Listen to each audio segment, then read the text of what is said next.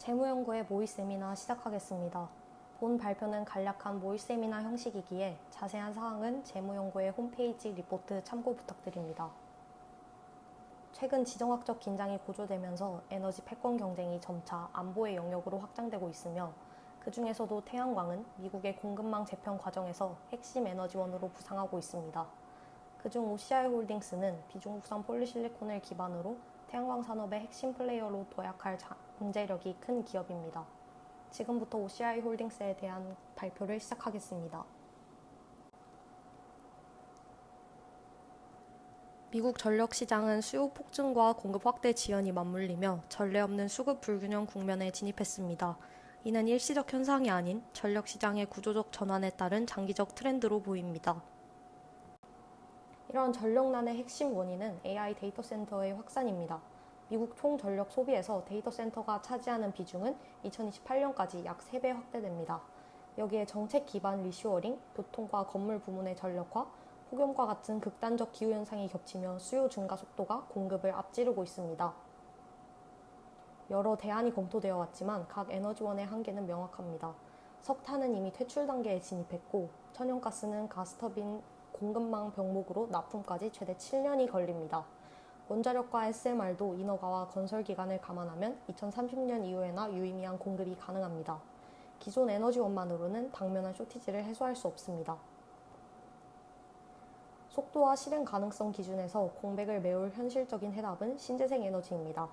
타 에너지원 대비 리드타임이 짧고 준공 이후 연료비가 발생하지 않으며 지정학적 리스크로부터도 비교적 자유롭습니다.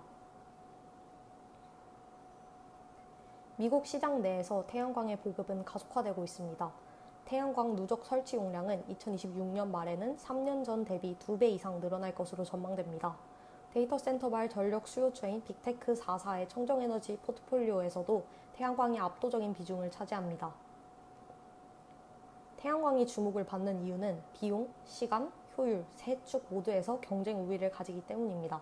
균등화 발전 비용, 즉 LCOE가 타 에너지원 대비 현저히 낮고 공급 실현 속도가 가장 빠르며 발전 효율도 지속적으로 개선되고 있습니다.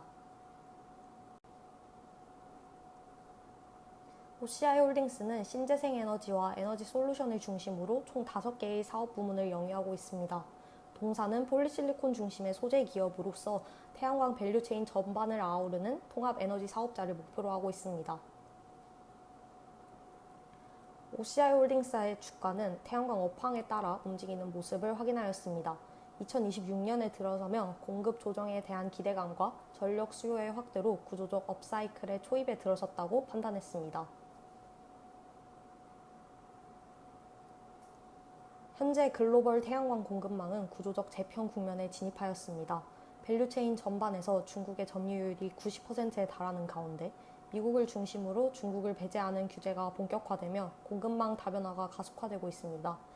동사는 태양광 업스트림부터 공급망 전반의 사업 기반을 갖추고 있어 이번 재편 과정에서 가장 직접적이고 광범위한 수혜를 받습니다. 첫 번째 투자 포인트로 동사는 비중국산의 폴리실리콘 절대 강자입니다. 이제 미국 시장의 진입을 위해서는 중국이 묻지 않았음을 증명하는 공급망 투명성을 확보하는 것이 필수적입니다. 동사는 폴리실리콘의 핵심 원재료인 메탈실리콘 공급처를 중국에서 브라질, 호주로 교체하며 투명성과 비용 효율성을 동시 달성했습니다. 2023년부터 공급망을 선제적으로 정비해온 결과 동사는 미국 수출 과정에서 지금까지 단 한 차례의 통관 지연도 겪지 않았습니다. 미국 폴리실리콘 공급망은 피라미드 구조로 형성되어 있습니다. 최상단에는 순수 미국산인 햄록, 최하단에는 중국 기업이 위치합니다. 그러나 최상단과 하단은 각각의 리스크가 존재하여 결국 실질적인 수요는 중간층에 집중됩니다. OCI홀딩스는 공급량, 가격 경쟁력, 규제 대응력을 모두 갖추고 있어 밸류체인 전체와 정책 리스크를 함께 바라보는 기업에게 가장 합리적인 선택지입니다. 미국 연평균 태양광 설치 수요는 약 44기가와트로 이는 약 10만 톤의 폴리실리콘을 필요로 합니다. 비중국산 폴리실리콘은 실질적으로 약 3에서 4만 톤의 공급 부족이 예상됩니다. 경쟁사는 태양광용 폴리실리콘의 증설 계획이 전무하며 반도체용으로 체질을 개선하고 있습니다. OCI홀딩스는 공급을 확대 중인 유일한 플레이어로 2027년 증설 완료 시 동사의 비중국산 폴리실리콘 시장 내 점유율은 현재 40%에서 53% 이상으로 상승할 것입니다. 특히 섹션 232 이후 단기 공급 계약 물량이 본격화되며 동사의 수혜는 더욱 커질 것으로 보입니다. 단기 계약 단가는 최대 키로당 32달러까지 상승할 전망이며 단기 계약 비중이 확대될 시 매출 믹스가 개선되고 마진 레버리지가 발생하여 큰 폭의 실적 개선이 예측됩니다.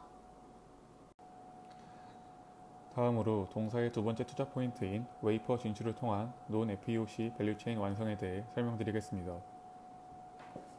앞서 말씀드린 것처럼 동사는 비중국산 폴리실리콘 시장에서 이미 강한 포지션을 확보하고 있습니다. 동사는 여기서 멈추는 것이 아니라 웨이퍼 사업 진출을 통해 폴리실리콘에서 웨이퍼, 셀 모듈, 발전까지 이어지는 태양광 밸류체인으로 확장하고 있다는 점입니다. OCI 홀딩스는 베트남 네오실리콘 공장을 인수하면서 비중국 폴리실리콘뿐만 아니라 웨이퍼 생산 능력까지 확보했습니다.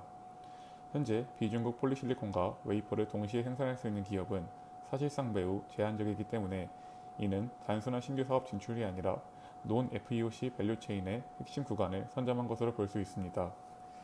특히 이 부분에서 중요한 것은 가격 프리미엄과 이익 레버리지입니다. 논 FEOC 웨이퍼는 FEOC 대비 약 2배 수준의 가격 프리미엄이 형성될 수 있고 미국의 AD, CVD 규제 영향에서도 상대적으로 자유롭습니다.